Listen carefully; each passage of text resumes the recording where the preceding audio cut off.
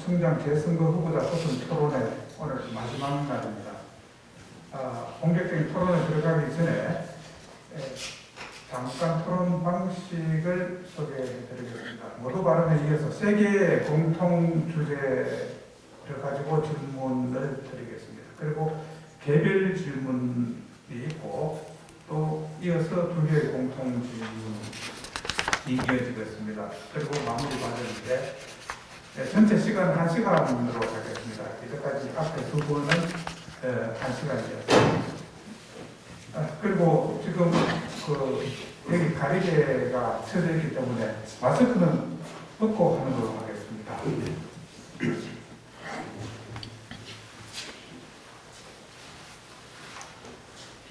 그럼 대부분 시간에 있던 질의 답변은 될 수 있으면 자유롭게 하는 걸로 하겠습니다. 그리고 시간이 남으면 보충 질의가 더 있을 것이고 개별 질의도 더 있도록 이렇게 진행을 하도록 하겠습니다. 그럼 먼저 후보자의 모두 발언부터 들어보시겠습니다. 예, 존경하는 남구 주민 여러분 반갑습니다. 남구청장 후보 기호 6번 김진석입니다. 1년 동안 지금 지속되고 있는 코로나 때문에 우리 시민들의 삶이 정말 힘들고 어렵습니다. 하루라도 빨리 이 코로나가 종식되어서 우리 시민들이 마음 편하게 좀 삶을 누릴 수 있는 그런 시절이 되돌아왔으면 좋겠다는 생각입니다. 사실 코로나 방역으로 인해서 우리 많은 시민들이 방역에 참여하면서 이 K-방역이라고 하면서 어느 정도 방역의 효과들이 지속되고 있습니다. 하지만 이 코로나 방역만큼 중요한 것이 코로나로 무너져 내리고 있는 우리 서민들 민생입니다. 곳곳에서 지금 이 코로나 이후에 어려움들을 호소하는 그 아우성들이 물결치고 있습니다. 저는 이러한 코로나 방역에서 이 고통받는 서민들 곁에 우리 지방 행정이 그 근처에 함께 늘 있어야 한다고 생각합니다. 하지만 현재까지 지방정부의 행태를 보면 그야말로 중앙에 의존한 채 지방정부는 아주 보조적인 역할에 제한되고 있는 것이 현재의 모습으로 비춰집니다. 이제는 이러한 상황을 우리 주민들이 직접 주인답게 대접받을 수 있고 참여할 수 있고 직접 남구행정의 결정을 할 수 있는 그런 새로운 남구행정의 변화를 이끌어내야만 우리 코로나로 일부러 고통받고 있는 서민들의 삶도 나아질 것이라고 생각합니다.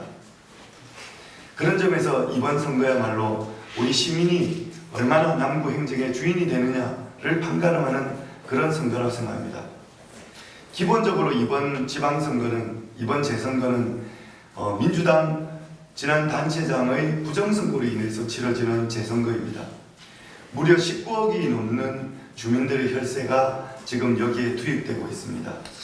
우리 주민 1인당 6,000원씩 돌아갈 수 있을 정도의 엄청난 금액이 없었어야 선거에 지금 진행되고 있는 것입니다. 그럼에도 불구하고 민주당은 여기에 대한 제대로 된 반성 없이 또다시 그 남구청장 자리를 노리고 있습니다.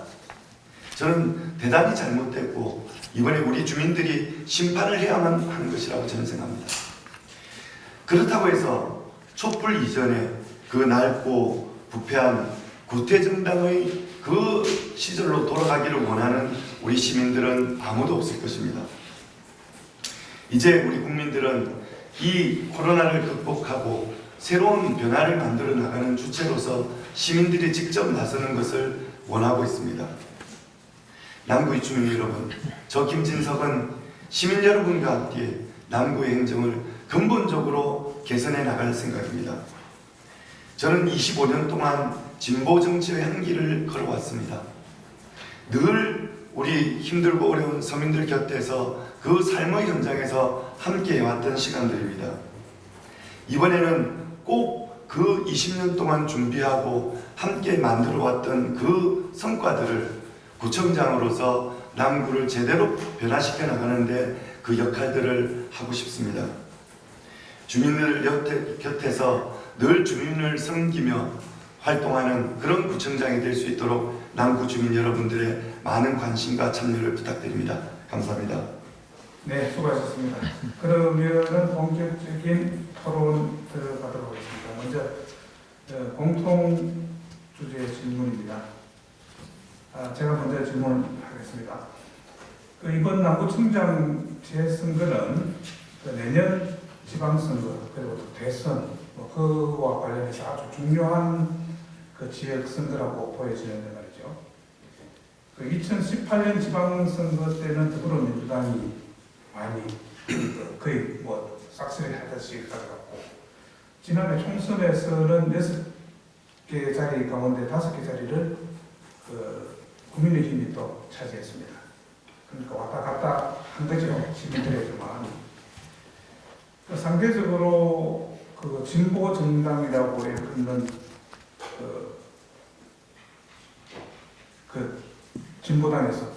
진보당이 뭔가 위치가 그 자리가 너무 좁아진 것 아닌가 이런 생각이 많이 들거든요.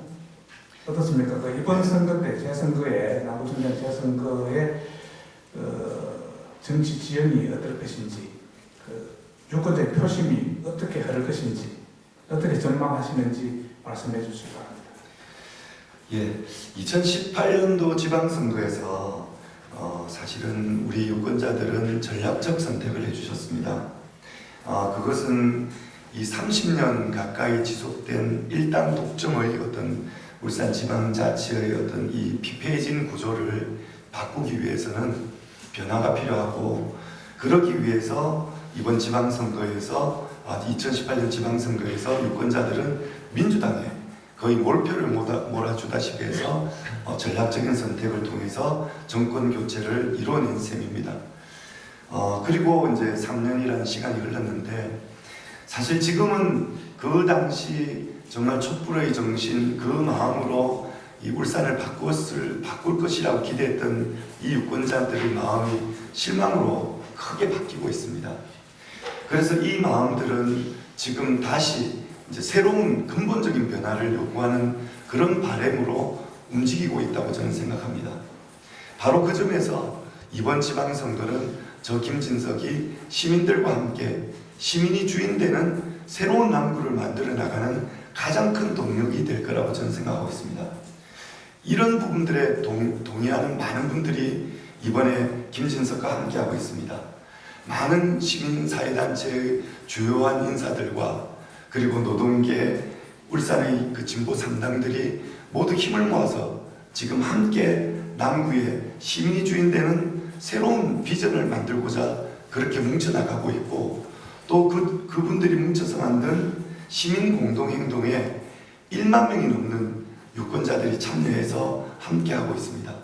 저는 이 힘들이 남구를 바꿀 수 있는 새로운 변화, 즉 말해서 2018년도 그리고 이후의 총선에서 이 거대 양당에 몰아줬던 그 마음들이 실망으로 돌아왔고, 이제는 직접 시민들이 나서야 되고, 그것을 나서도록 만드는 시민과 진보의 이 힘들이 이번 지방선거의 핵심이 아닐까.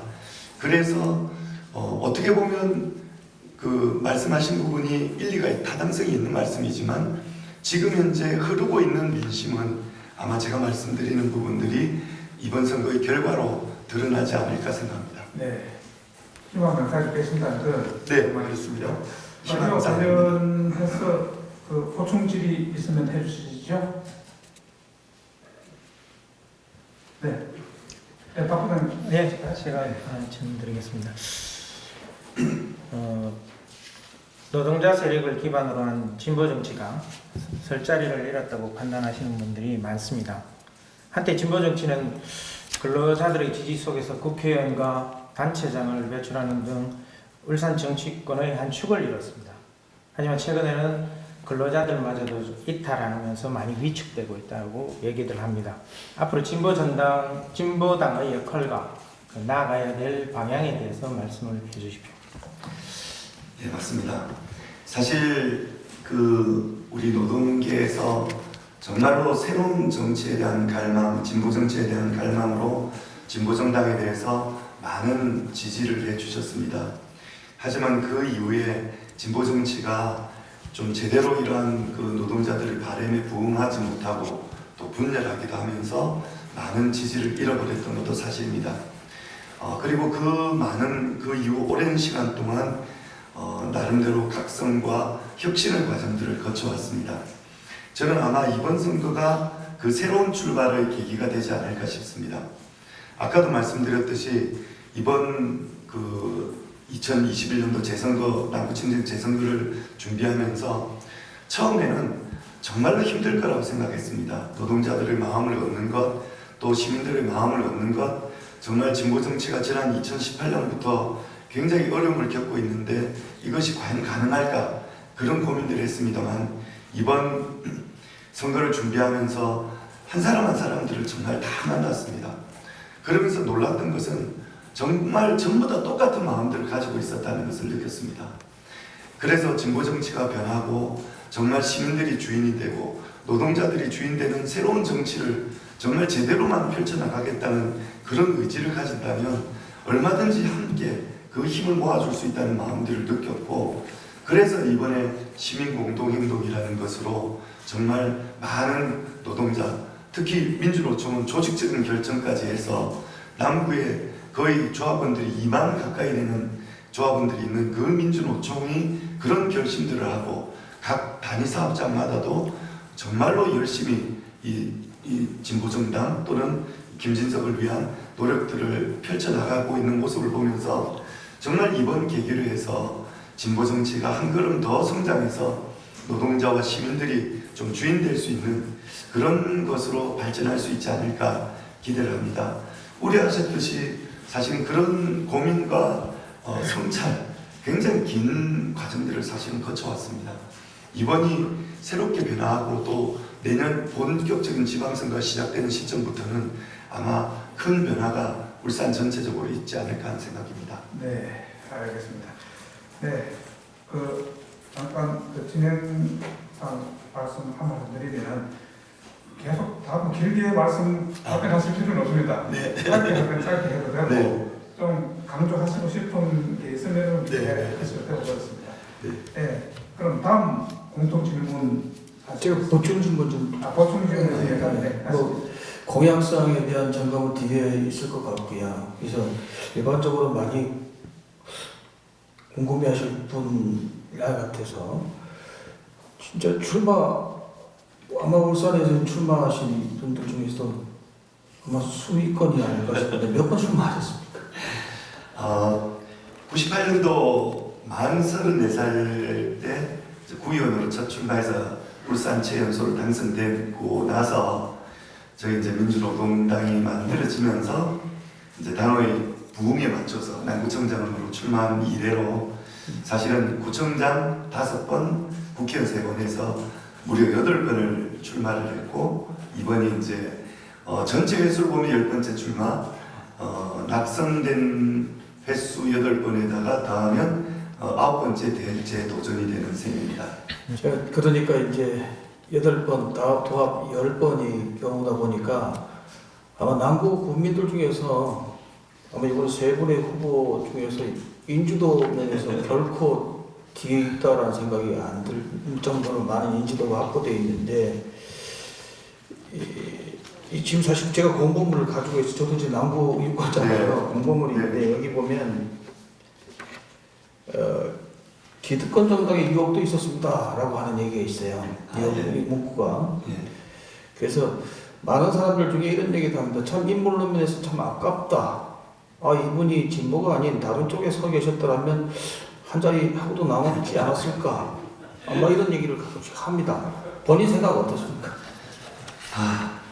너무 그런 말씀 많이 듣다 보니까 저도 세뇌가 되어서 그럴 수 있겠구나 하는 생각들을 많이 하고 있고, 사실은 그 오랜 기간 동안 준비만 열심히 해온 상황입니다. 그래서 아마도 좀 더 우리 진보 정당들이 좀 강한 힘을 가졌다면 좀 더 당선, 과거에 아슬아슬하게 49점 몇 프로 얻었을 때도 있었으니까 좀 그럴 수 있는 가능성은 있었을 거라고는 생각합니다.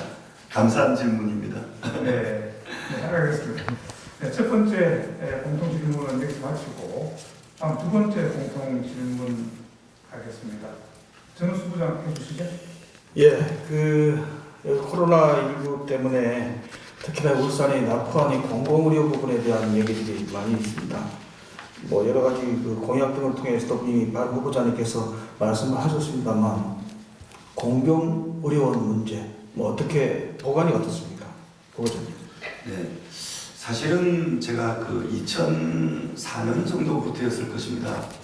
울산에 이제 공공의료를 확대시키기 위해서 무상의료 또 이것을 위한 구유세 신설 이런 부분들에 대해서 좀 노력들을 많이 해오고 관심들을 가져왔고 또 당에서도 그런 특별위원회 위원장을 맡아서 활동하면서 자연스럽게 울산 지역에 공공의료를 추진하고 있는 의료계 인사들과 함께 이제 활동했었습니다. 그리고 이제 그런 힘들이 모아져서 울산 건강연대라는 것도 만들고 벌써 20년 가까이 그분들과 함께 거의 한 달에 한두 번 이상씩 만남을 하면서 공공의료에 대한 공부도 하고 또 공공의료를 추진하기 위한 활동들도 전개해 왔습니다. 그래서 정말 공공의료의 절실함, 전국에서 우리 인구당 의사수라든지 병상수가 정말로 이 턱없이 부족한 우리 울산에서 이 정말 공공의료의 필요성들은 끊임없이 제기됐던 문제들입니다. 사실은 그런 노력들이 바탕이 되어서 송철호 시장께서 당선된 이후에 국립병원의 문턱까지 사실은 갔었습니다.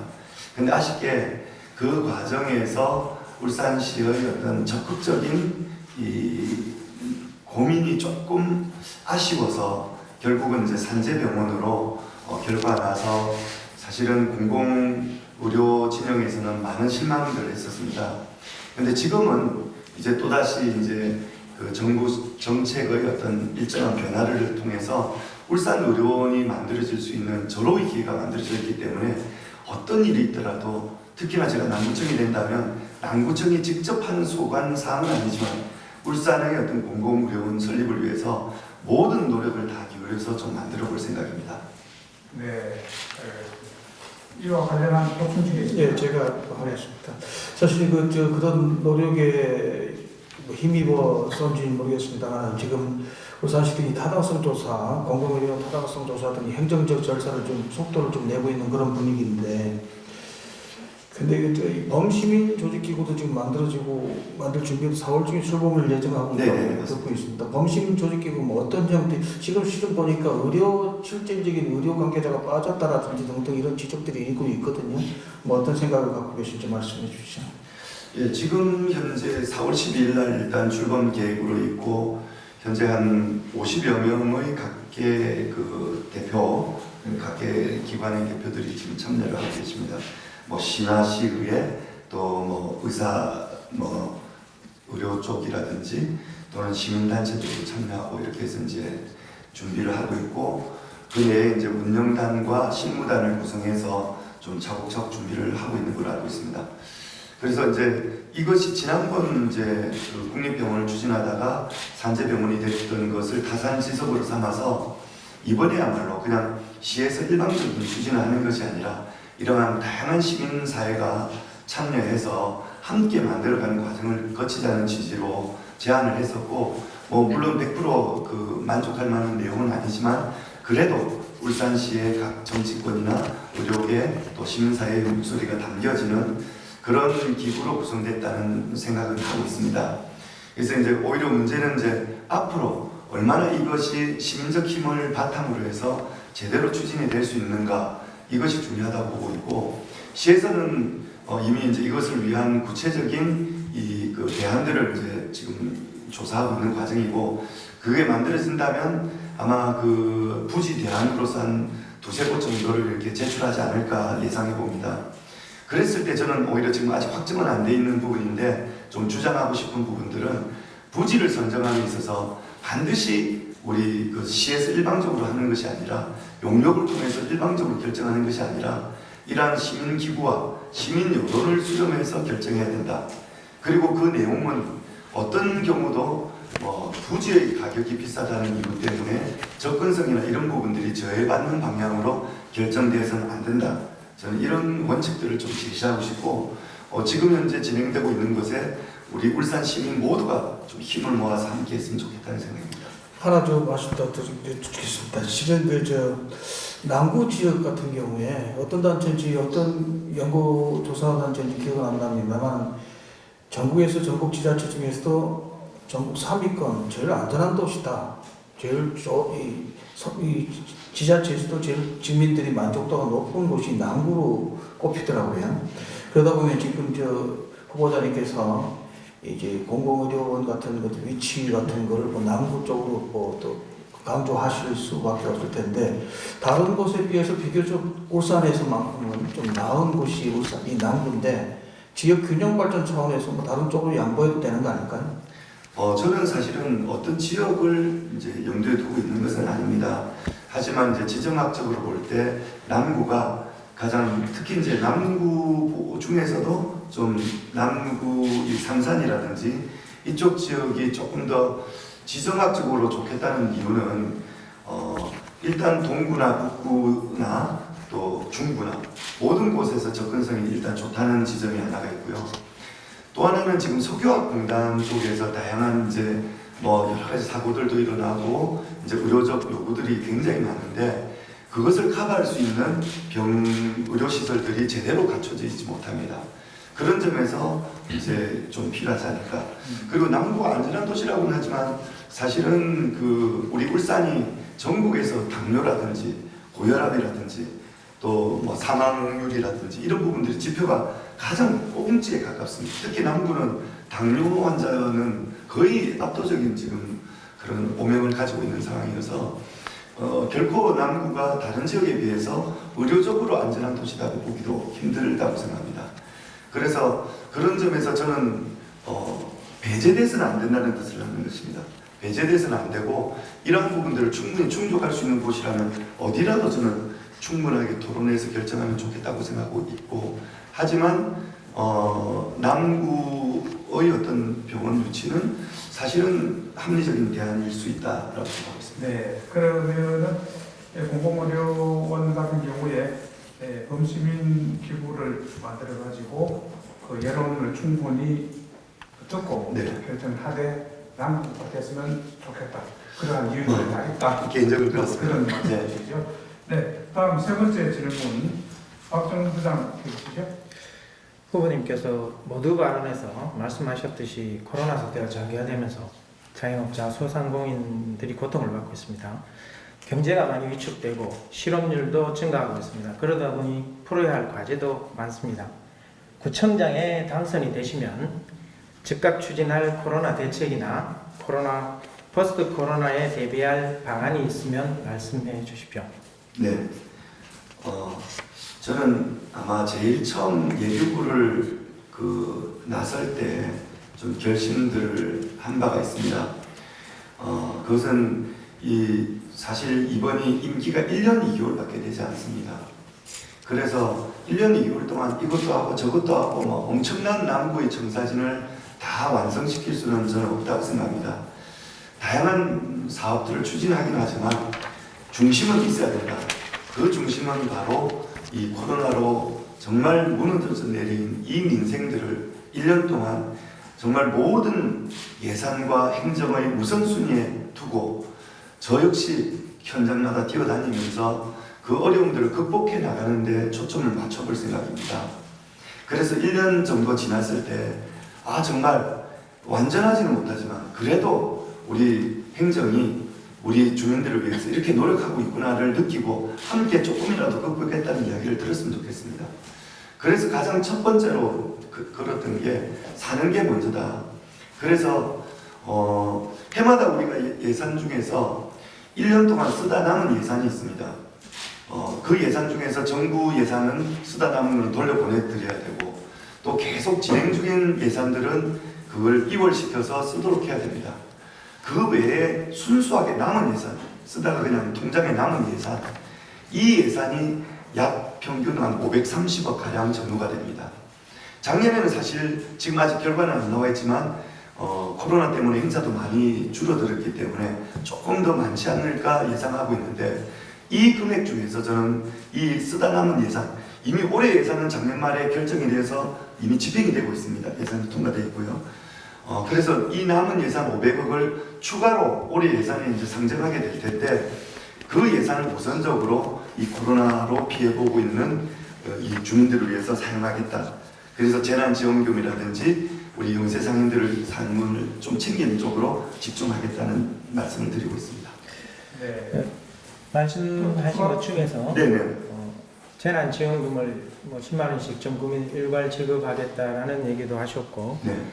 그 지금 정부는 피해가 심한 소상공인이나 자영업자들을 우선으로 지원하겠다는 얘기입니다. 그러면 병행해서 이 사업을 진행을 하시겠다는 얘기니까 아니면은 선별적으로 지원하되 그 지난해 나온 순세계인연금 등을 활용해서 재난지원금을 별도로 지급하겠다는 얘기입니까?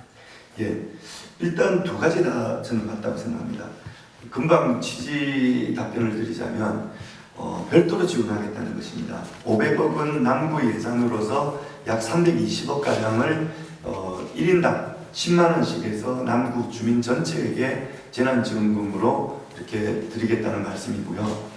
그 다음에 나머지 180억 원과 그 다음에 불효불급한 예산들을 중심으로 해서 우리 중소영세상인을 위한 뭐 수도세 감면이라든지 아니면 임대료 인하를 위한 정책적 비용이라든지 이런 어떤 또는 코로나로 피해받고 있는 대리기사들, 독박육아, 또 서비스 노동자들 이런 부분들에 대해서 그분들의 피해를 이렇게 접수받는 피해 그 지원센터를 통해서 구석구석 좀 챙기고 풀어나가고 이제 이렇게 사용해 나갈 계획이고요. 또 하나는 행정의 모든 부분을 통해서 지금 시장을 나가보면 본인이 이 그 지원을 받을 대상인지 아닌지 어떻게 해야 되는지 전혀 모르시는 분들이 참 많습니다. 이 행정을 통해서 정부의 지원, 시의 지원, 구의 지원 이런 부분들이 하나도 빠짐없이 촘촘하게 우리 주민들에게 지원될 수 있도록 만들어 나가기 위한 행정적 서비스도 전 부서적으로 아주 말초적 이런 기층까지 이렇게 이제 내려갈 수 있는 체계로 좀 비상시기답게 좀 행정을 운영하고자 하는 그런 말씀을 드린 것입니다. 네, 알겠습니다. 제가 추가로 하나 하겠습니다. 네. 제가 당구청에 알아본 바로는 순세계연금이라든지 지난해 남은 예산이 한 100억 정도 가용할 수 있다라는 얘기를 들었습니다. 근데 후보님은 지금 550억이라고 네. 얘기를 하시는데 그러면은 나머지 예산은 이미 의회를 통과하고 다 산정이 됐고 성립이 된 그런 예산을 돌려 쓰시겠다라는 생각이신 것 같은데 이랬을 경우에 의회가 이미 다 집행하고 의회가 다 집행한 예산을 다시 돌린다라는 것은 지방의회의 기능을 무시하는 게 아닌가라는 얘기도 들을 수 있을 것 같은데 거기에 대해서는 어떻게 그런데 생각하세요? 남수청에서 그런 어떤 근거로 그렇게 말씀하셨는지 저는 이해를 하기가 어려운데요. 지금 게 아니라 지금 100억 뿐이다. 그러니까 추경 우리가 이제 순세계 잉여금이 지금까지 거의 최근 3년간 530억을 가지고 있고 지금은 이제 순세계 잉여금을 취합하고 있는 부분입니다. 각 부서별로 진행됐던 사항들을 취합해서 그 부서에서 이제 최종적으로 이제 제출하는데 지금 현재 1차 추경이 아직까지 의회가 열리고 있지 않습니다. 그래서 예상키로는 5월달에 1차 추경이 계획되어 있습니다. 그래서 1차 추경에 아마 부에서는 관행적으로 이 순세계 잉여금이 이 정도의 비용들이 남으니까 1차 추경에서 이러이러한 곳에 예산을 쓰겠다라는 계획들은 있을 수 있습니다. 저는 그 계획들이 있을 수 있지만 그거는 어디까지나 순세계 잉여금을 다루는 그 의회와 그 과정에서 결정되는 문제이지 그걸 구청에서 이미 결정된 예산으로 이야기하는 것은 저는 바르지 않은 생각이라고 생각합니다. 네. 물론 그 중에서 꼭 필요한 부분들이 있다면 그 부분은 고려하고 또 아까 말씀드렸듯이 불효불급한 예산들은 예를 들어서 올해 꼭 안 해도 되는 예산이라면 또 사용 안 해도 되는 축제 예산 같은 것은 전면적으로 대다수의 축제 예산은 삭감해야 된다고 생각하거든요. 네. 이런 부분들입니다. 알겠습니다. 토론 이 주제와 관련된 토론을 일단 결론을 짓도록 하죠. 그러면 순세계 인여금이 보통 500억 정도 연 발생하는데 나무성이 알아보니까 100억 정도밖에 없다고 하더라 올해 같은 경우에. 그런데 그 차액에 대해 가지고는 여러 가지 이유가 있을 수가 있다. 만약에 그게 안 된다 하더라도 김 후보께서는 다른 예산을 돌려서라도 하겠다. 뭐 그런 뜻이겠네요. 예, 당연한 말씀입니다. 네, 알겠습니다. 다음 그럼 개별 질문으로 들어가겠습니다. 개별 질문 제가 먼저 하나 할까요? 후보 단일화 때문에 좀 이번 선거 기간에 뭐 말이 좀 많았죠. 결국은 뭐 안 되는 걸로 이렇게 보도가 나오던데 어떻습니까, 그 입장이? 사실 그 후보 단일화를 바라는 마음들이 어떤 마음이겠습니까? 정말 그 민주당이 여러 가지 실명을 끼치고 있지만 그렇다고 해서 또다시 그 촛불 이전의 그 상황으로 돌아가고자 하는 그런 마음들은 정말 상상할 수 없다고 생각하는 그런 분들이 어떻게든 그 국민의힘을 이길 수 있기 위한 그런 바람, 그런 소중한 마음이라고 저는 생각합니다. 그래서 저도 그런 부분에 대해서는 너무 고맙게 생각하고 좋은 뜻이라고 생각하지만 사실은 안타깝게도 시작도 하기 전에 민주당 중앙당 대표께서 뭐 단일화는 하지 않겠다고 말씀하셨고 또 시당위원장도 그렇게 했다고 저는 언론 보도를 통해서 확인한 바가 있었습니다. 그리고 그 이후에도 뭐 명확하게 어떤 후보 단일화에 대한 민주당의 구체적인 입장을 전달해 온 바는 거의 없었습니다. 그러다가 막바지에 이제 후보가 그런 의사가 있다라는 걸 간접적으로 이렇게 전달받은 바는 있습니다만 이미 그 타이밍에서는 시간도 이미 너무나도 많이 진행돼 버렸고 중앙당에서도 여전히 불투명한 상황이고 사실은 후보 단일화를 하려면 여론조사밖에 없는데 여론조사를 하려면 공정한 여론조사를 위해서는 그 안심번호라는 게 필요합니다. 그 안심번호는 공개하기 위해서는 열흘간의 시간이 필요하고 공개하지 않더라도 적어도 며칠의 시간이 필요한데 이미 29일 날 투표용지가 만들어지기 전에 그 시간을 충족할 수 있는 그런 여유들을 가질 수 없는 그런 어떤 발언들이어서 저는 너무나도 그런 우아하게 좀 생각하고 이거는 어떤 진정성도 찾아볼 수 없는 그냥 정치 공세가 아닌가. 지난번 동구 국회의원 선거 때처럼 판만 흔들어서 결국은 김종원 국회의원이 낙선될 수밖에 없었던 계기를 만들었던 그런 어떤 재현이 아닌가 하는 데 대해 굉장히 우려하고 또는 좀 그 진정성을 좀 의심하지 않을 수 없었던 그런 상황이고요. 그래서 저희는 언제든지 그런 것만 충족하면 그 단일화에 대해서 적극적으로 논의하겠다고 말씀드렸습니다만 결국은 한 번도 그러한 제안들이 충족되어서 저희가 오지 못했고 이미 그 타이밍은 지난 것이고 그래서 저희도 뭐 연연하지 않고 애초부터 그럴 의사 없다는 것을 저희들은 뭐 짐작하고 있었기 때문에 저희들 스스로 승리할 수 있는 운동 이런 것들을 지금까지 펼쳐왔습니다. 네. 김후보께서는 그게 순수하기보다 좀 정치 공세였다 이렇게 느끼시고 계신가요? 네, 그렇게 보지 않을 근거가 별로 없는 것 같습니다. 네. 다른 개별 질문 이제 제가 사실 이 단일화 논의 역시도 그 셈법 아니겠습니까? 당선 가능성을 어떻게 높이느냐에 따라서 나온 얘기들인데 사실 그 지금 투표율의 경우 남부청장 투표율 이런 건 사실 재보궐선거 투표율이 그렇게 높지 않다는 건 있는데 지금 투표율이 낮을 경우에는 조직력이 당선에 당락을 가능할 수 있을 거라고 봅니다. 그렇다고 하면 지금 안 그래도 뭐 시민 공동행동 등 수차례 기회가 있을 때마다 지지 기자회견을 많이 가지시더라고요. 당선 가능성 어떻게 보십니까? 그 재선거다 보니까 전국 평균 재선 재보궐선거 투표율이 한 32% 정도 된다고 하더라고요. 그렇게 봤을 때 이제 남구 유권자 기준으로 본다면 약 8만여 분이 참여하게 되시고 그렇게 보면 3자 구도가 누구도 이제 최소한의 득표들은 할 수 있는 그런 조직력을 갖추고 있다고 본다면 한 3만에서 3만 5천 이 정도가 아마 당선의 어떤 커트라인이 되지 않을까 이런 생각들로 좀 개인적으로 해봤는데요. 그런 점에서 볼 때 사실 그 저희 같은 경우에 시민 공동행동에 참가한 노동계 또 시민단체 또 진보정당들 이 회원들과 참가자 또 그분들의 조직력을 기준으로 해본다면 아마도 그 세 후보 중에서 가장 강한 조직력을 가지고 있지 않을까. 특히 이제 우리 민주노총의 경우에는 남구의 그 조합원이 2만 가까이 되고 있기 때문에 사실은 여당의 또는 제1야당의 어떤 조직력보다 강한 곳이 이런 어떤 노동조합 조직력이 아니겠습니까? 좀 이런 점에서 본다면 과거에도 이제 늘 재보궐선거에서 이 진보정당이 좀 유리했던 것처럼 이번 선거도 사실은 조직력에서는 가장 앞서 나가는 그런 이제 선거 양상을 띠고 있고 또 과거에 이제 김진석이 너무 뭐 사람 좋은데 뭐 당이 좀 약하다 이랬던 부분들도 지금은 그 부분이 많이 해소가 되어서 그런 여론들도 이제 많이 해소가 됨으로써 좀 당선 가능성에 대해서도 좀 적극적으로 보시기 때문에 양 측면에서 이번은 가장 그 당선의 기회가 될 수 있는 그런 선거로 좀 만들어지고 있는 거라고 생각하고 있습니다. 네, 일단 자신감 보이시고요. 네. 예. 다음 질문, 예. 박 부장님. 네.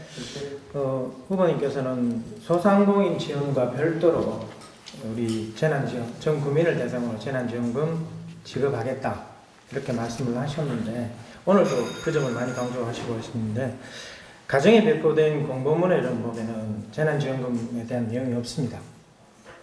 특별히 거기 공보문에 뺀 이유가 있거나 뭐 그런 점이 있으면은 말씀 부탁드리겠습니다. 이미 뭐 여러 차례 이제 기자회견을 통해서 또는 기회가 닿을 때 통해서 재난지원금에 대해서 말씀을 드렸고 그래서 뭐 공보물에 세부적으로 사항을 기재할 수 없기 때문에 이제 포괄적으로 이제 적어놓은 정도로 이해하시면 됩니다. 뭐 전혀 다른 사항은 없고요. 다만 재난지원금이 저는 중요하게 생각하는 게 제가 이제 자영업을 하고 있어서 자영업자들 만나면 늘 이야기합니다. 100만 원, 200만 원 이거 받아봤자 금방 뭐 월세 내고 한 번 돼버리면 그냥 아무것도 없는 아무런 어떤 뭔가가 남지 않는 이런 거라고 말씀하셔서 사실 1차 재난지원금 때 이제 전 세대 이제 거의 4인 세대 기준으로 100만 원 정도가 지원됐을 때 정말로 좋았었거든요, 자영업자. 그래서 저는 이번 같은 경우에도 이제 그 백신이라든지 이걸 통해서 코로나가 조금 완화될 시점, 지금은 약간 타이밍은 아니라 생각합니다.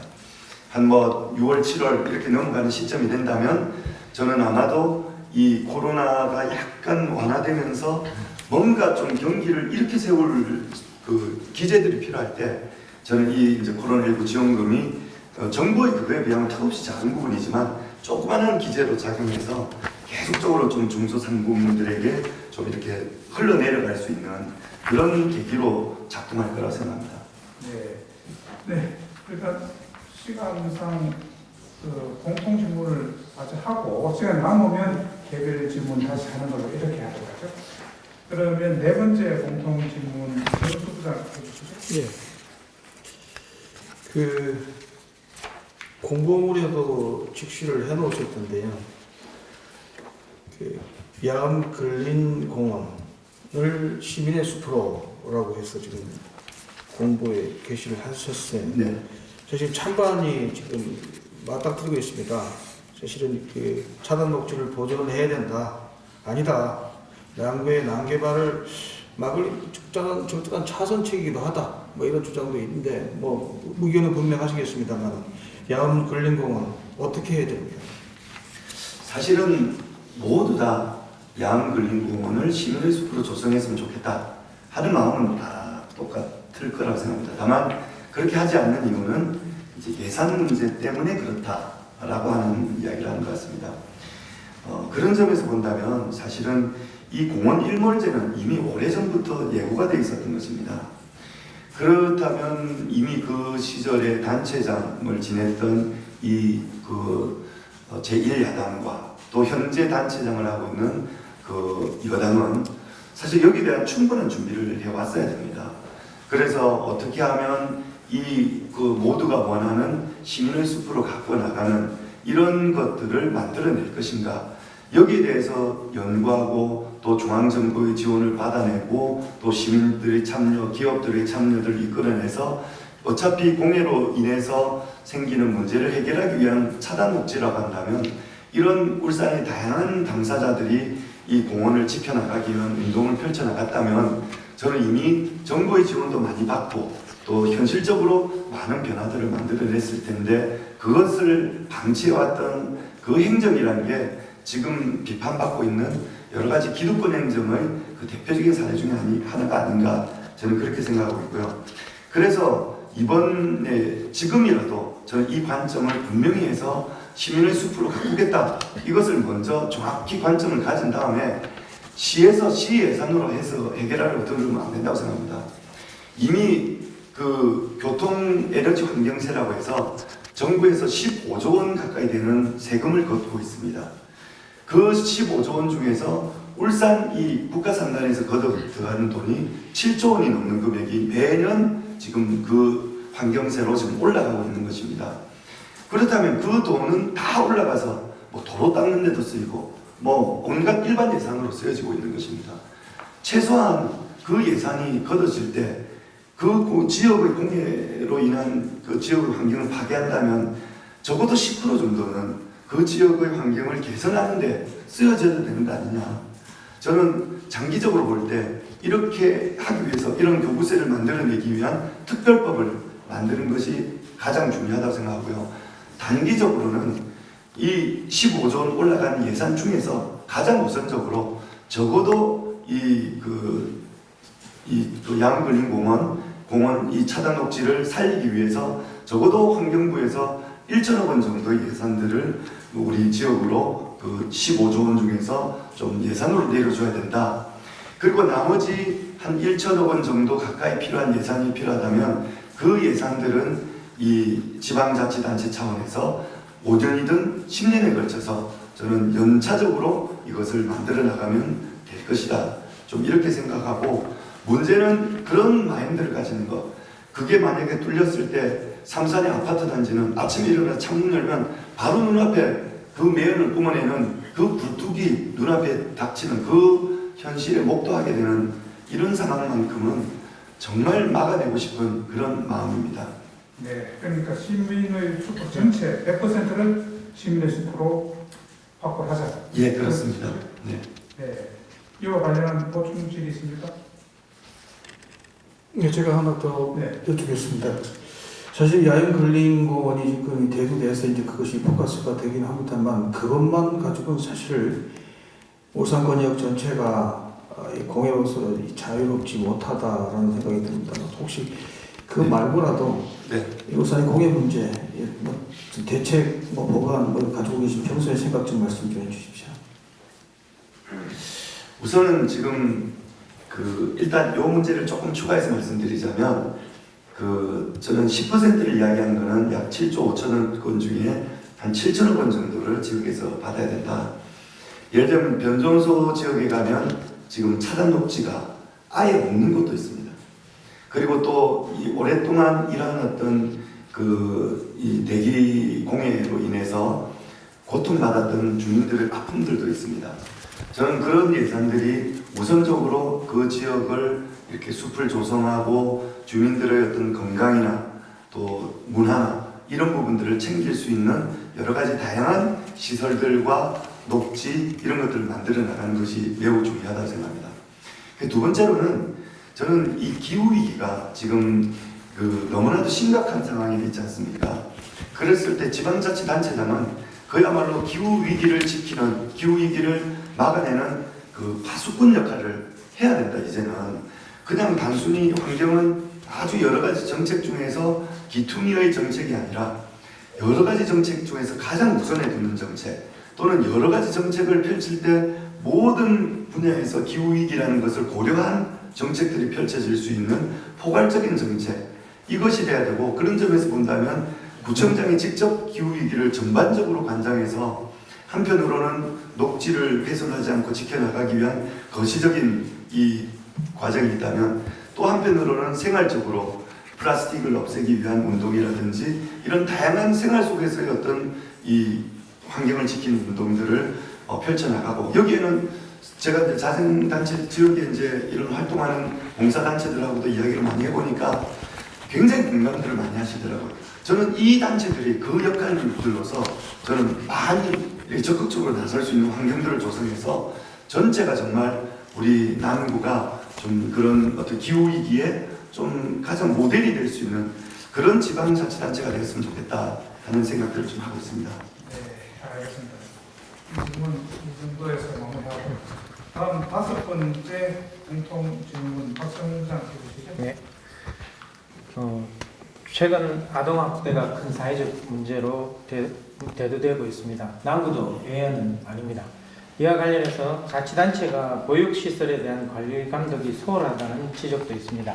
후보님께서 구청장이 되시면 어떤 보육 환경을 만들어 나가실지 말씀해 주십시오. 예, 이번에 사실은 남구에서 이제 아동학대 문제가 이제 발생했을 때, 우리 그 보육반상이라고 해서 하고 계시는 이제 그 엄마들이 있습니다. 그분들과 함께 남구청의 담당 부서를 직접 찾아갔습니다. 가서 현황들을 듣고 그 대책들 이런 것들을 같이 나누는 좀 시간들이 있었는데요. 정말 안타깝게도 이제 남구에 그 한 200개 되는 어린이집을 담당하는 담당자가 한 명밖에 없더라고요. 이래가지고는 지금은 이제 그런 정말로 어디 감당할 수 있을지 좀 이런 부분들에 대한 안타까움이 있어서 이번에 조례가 만들어졌지만 실제로는 좀 좀 인력을 충분할 수 있는 그런 제대로 된 어떤 이 관리를 할 수 있는 이 조례 개정들이 우선적으로 좀 필요하다고 생각합니다. 그리고 또 하나는 이제 종사하는 사실은 그 어린이집 교사 이런 분들의 처우가 개선돼야만 또 그분들의 어떤 이 여러 가지 이제 그 근무도 좀 더 체계적이고 또 뭐 이렇게 어린이들을 애기들 잘 돌볼 수 있는 그런 것이 만들어지지 않을까 하는 생각을 합니다. 그리고 이제 무엇보다 좀 심각하게 보고 있는 것은 그 CCTV를 통해서 아동학대의 어떤 상황들을 살펴보려면 이 학부모들이 참 접근하기가 너무 힘듭니다. 그래서 이제 구에서는 이 문제에 대해서 구가 직접 나서겠다. 그래서 학부모가 CCTV를 요구할 경우에 바로 구청에서 그 어린이집에 대해서 CCTV를 볼 수 있도록 행정적인 조사와 그 CCTV를 볼 수 있고 사후 조치까지도 원스톱으로 처리할 수 있는 시스템을 구축해서 바로 문제가 발생했을 때 해결에 들어갈 수 있도록 하는 구조를 만들겠다. 뭐 이런 것들을 전체적으로 지금 어린이집의 어떤 이런 아동학대 문제라든지 보육 문제의 어려움들을 해결해 나가는 방향으로 좀 고민하고 있습니다. 네, 보통 질문 네. 네, 추가로 아동학대는 보육시설만의 문제가 아닙니다. 보면은 그렇죠. 상당수가 아동학대가 가정이나 지인으로부터 발생을 합니다. 그래서 후보님께 여쭙겠습니다. 가정 내의 아동학대 예방 대책이나 선제적으로 대응할 수 있는 근절 대책이 있으면 말씀해 주십시오. 맞습니다. 사실 그 아동학대의 상당수가 사실은 가정에서 일어나고 있고 특히 이제 이렇게 가정 불화가 있는 특히 부부 폭력 이런 경우가 있는 경우는 그 상태가 좀 심각하다고 저는 알고 있습니다. 그렇지만은 아이들이 그 아동학대로 인해서 일단 뭐 이런 여러 가지 치료를 받고 나서도 어떻게 다른 해결 방법이 없어서 90% 이상의 아이들이 도로 가정으로 돌아갈 수밖에 없어서 결과적으로는 부모가 변하지 않으면 이 문제가 해결될 수가 없는 구조에 있습니다. 그래서 저는 근본적으로 임신 단계에서부터 이제 그 임신 단계의 어떤 부모 예비 그 부모들을 이제 교육시키는 부분부터 좀 시작돼야 되지 않을까. 근데 이게 뭐 어떤 식으로 돼야 될지는 조금 더 우리 전문가들 고민들이 필요하겠지만은 정말로 좀 체계성 있고 또 꼭 이제 이 필요함을 느낄 수 있는 그런 교육 시스템으로 좀 만들어서 그 지방자치단체 차원에서 적극적으로 좀 지원하는 것이 필요하지 않을까. 그래서 그런 경우에 뭐 좀 인센티브도 좀 줄 수 있는 이런 것도 저는 가능하지 않을까 생각합니다. 네. 이와 관련한 추가 질문 없으시죠? 5가지의 공통 질문으로 일단 마쳤거든요. 그러면 나머지 다른 개별 질문을 했는데 좀 분위기를 식힐 겸 제가 질문 하나. 예. 김 후보께서는 지금 낙선은 9번째라고 했죠. 낙선 8번째. 낙선 요번에는 당선될 거니까 네. 8번 낙선이고 9번째는 당선. 9번째는 당선된 네네. 그런 말씀이신데 그동안 사실 선거 때는 김 후보 얼굴을 자주 보고 하는 일이 정치인이구나 이렇게 생각이 드는데 평소에는 무슨 일을 하시는지 잘 모르거든요. 네. 시민들이 많이 네. 그럴 겁니다. 네. 그래서 평소에 어떤 일들을 하고 계시는지 아까 자영업 말씀도 잠깐 네. 나왔습니다. 예. 궁금합니다. 네. 사실 저는 국밥집 사장입니다. 그래서 자영업자라고 아까 말씀드렸고요. 20년째 이제 양사거리 근처에 이제 국밥집을 이름 이야기하면 안 되는 거죠. 하고 있습니다. 이제 동시에 두 가지 직업을 가지고 있다고 보면 될 것 같습니다. 가게는 그 식당은 저희 아내와 함께 이제 경영을 하고 있고, 저는 또 상당 시간은 이제 정치인 혹은 사회활동가로서 활동을 좀 하고 있습니다. 그래서 그동안 지금 이번에도 사실은 시민 공동행동에 많은 시민사회단체에 계신 분들이 참여한 이유가 제가 그동안 이제 아까 말씀드렸던 그 울산의 공공의료를 위한 활동, 또 환경을 지키기 위한 활동, 환경운동연합에 이사도 하고 강사도 하고 또 탈핵시민행동 공동집행위원장도 하고 또 이런 환경 활동들을 주로 좀 많이 해왔었고요. 그 다음에 이제 시민단체 활동들도 하면서 사실은 이 낙선된 이 후보가 정치적으로 지역에서 활동할 수 있는 공간이 굉장히 제약되어 있습니다. 대부분은 이제 이 단체장 의원들 중심으로 진행되다 보니까 사실은 그런 점에서 저는 좀 시민사회단체 활동들을 좀 많이 해왔었고요. 그 다음에는 이제 아시다시피 이제 노동계, 영세상인들과 함께하는 활동들을 많이 해왔습니다. 그분들의 어떤 진짜 바람잘 날이 없습니다. 우리 영세상인들의 어려움들, 노동자들 어려움들 그 속에서 함께하기 위해서 해왔던 과정들이 있었고요. 뭐 한 가지 정도는 또 추가로 말씀드리자면 제가 그래서 이제 늘 낙선만 하다 보니까 이 봉사를 할 기회가 잘 안 주어져서 아예 개별적으로 이 봉사단체를 만들어서 어르신 급식이라든지 이런 것도 한 10년 정도 또 하기도 했었습니다.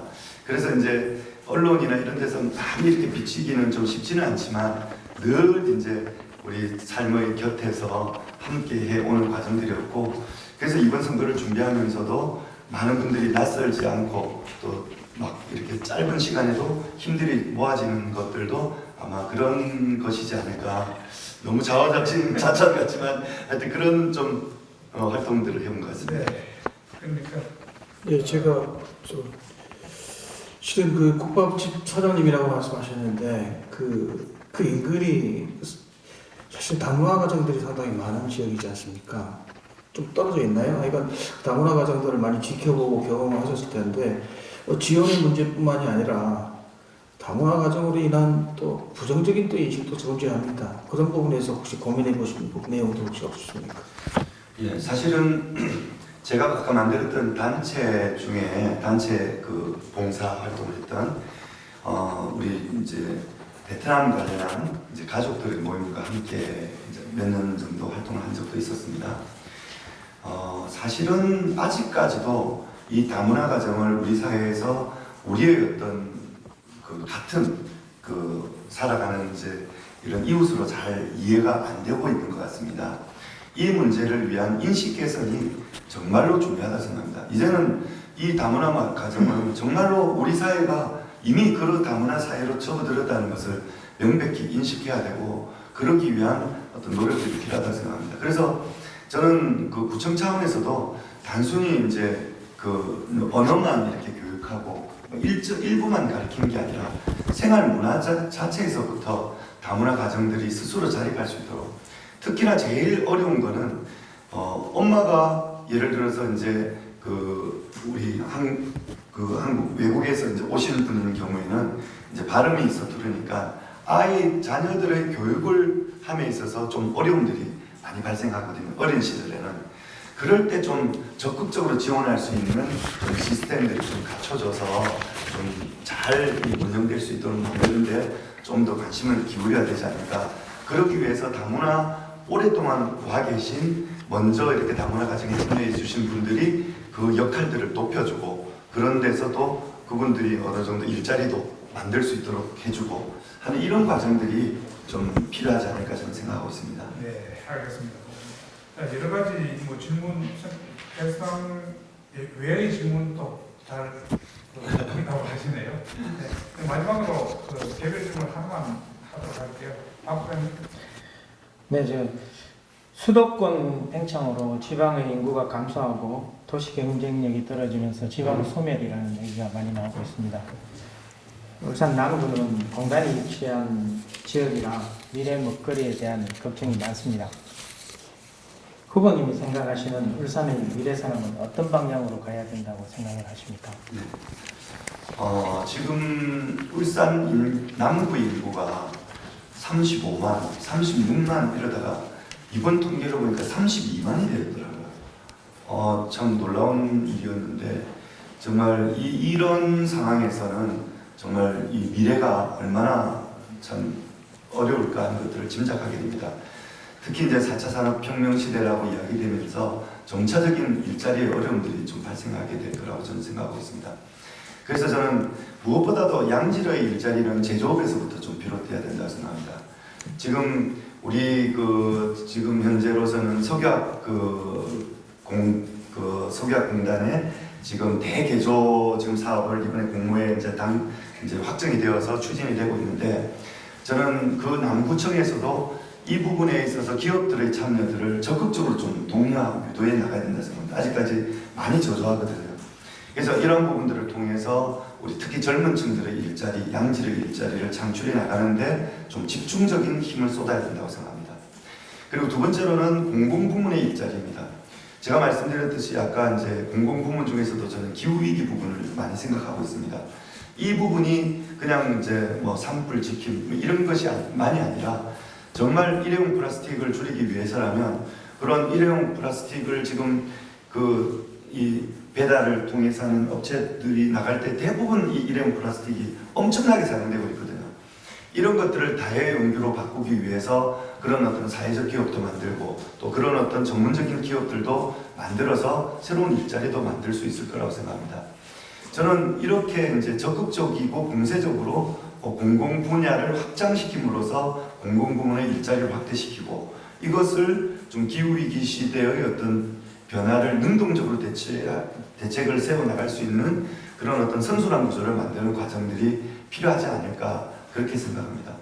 그래서 저는 남구의 예산 부분들도 그런 점에서 볼 때 불효불급한 예산, 축제 예산 이런 부분들은 정말 대규모로 손질을 해야 된다고 생각합니다. 예. 네, 그럼 할 이야기 아주 많을 것 같은데 시간이 거의 다 됐습니다. 그래서 마지막으로 못다 하신 말씀과 함께 마무리 발언을 하는 걸로 하겠습니다. 네.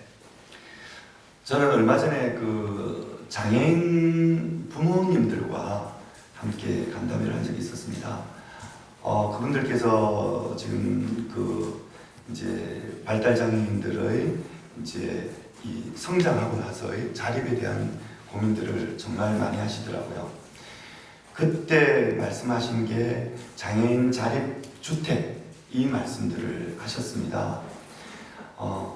저는 그때 어떤 마음이 들냐면 가슴이 막 뛰었습니다. 아, 정말 이거 해보고 싶다. 저분들이 가지고 있는 그 오랜 시간의 아픔들 그리고 어떤 곳에서도 해결되지 못한 그런 것들 정말 충분히 할 수 있는 일이겠다는 생각들을 가졌고 정말 하루라도 빨리 내가 꼭 남구청장이 되어서 이거 해보고 싶다 그런 마음들을 느꼈습니다. 또 아까 말씀드렸듯이 기후위기 또 청년들의 문제 그래서 저는 구청장이 직접 챙기지 않으면 센터 하나 만들어가지고 청년 문제 해결되지 않는다. 직접 구청장 직속으로 청년실을 두고 모든 분야에 있어서 청년의 일자리 문제, 청년의 여러 가지 고민과 아픔의 문제를 해결해 나가기 위한 노력들을 벌일 때만이 가능하다. 저는 이렇게 생각하고 있습니다. 그래서 남구를 이런 몇 가지 핵심적인 분야를 중심으로 해서 전면적인 대개조를 좀 해나갈 생각입니다. 이런 것들을 바탕으로 해서 저는 우리 남구의 시민들이, 우리 주민들이 주인이 될 수 있는 그런 남구를 만들어 볼 생각입니다. 동별로 주민들이 참여하는 주민의회도 만들고, 그 주민의회가 만들어지면 아마 지금 현재 우리의 지방의원들은 그야말로 거기에서 날개를 단 활동을 할 거라고 생각합니다. 주민들과 충분히 소통하면서 주민들의 의견을 수렴하는 것들을 구청과 의회가 함께 추진해 나가서 나중에 의회에서 최종적인 결정을 할 때는 정말 온 국민들의 어떤 마음들, 바람 속에서 예산이 결정되고 사업이 결정되는 그런 과정들이 만들어지지 않을까, 그런 생각을 해봅니다. 저는 오랫동안 계속된 남구의 낡은 정치, 이제는 저는 확 바꿔야 될 때가 왔다고 생각합니다. 1년 2개월 짧은 기간입니다. 하지만 준비되고 어떻게 할 것인가를 정확히 알고 있는 김진석이라면 그 변화를 만들어낼 수 있는 충분한 시간이 될 것입니다. 주민 여러분, 지금이야말로 저 김진석에게 일할 수 있는 기회를 주실 때입니다. 오랫동안 준비해 왔습니다. 여러분과 함께 남구의 새로운 희망을 만들어 나갈 많은 시민들이 함께 해주고 계신 저 김진석에게 여러분의 응원과 격려, 지지 부탁드리겠습니다. 감사합니다. 감사합니다. 감사합니다. 네, 시간이 딱 맞춰졌습니다. 이것으로 울산 언론인클럽 창립 기념 남구청장 후보자 초청 토론회 모두 마치겠습니다. 고맙습니다. 감사합니다.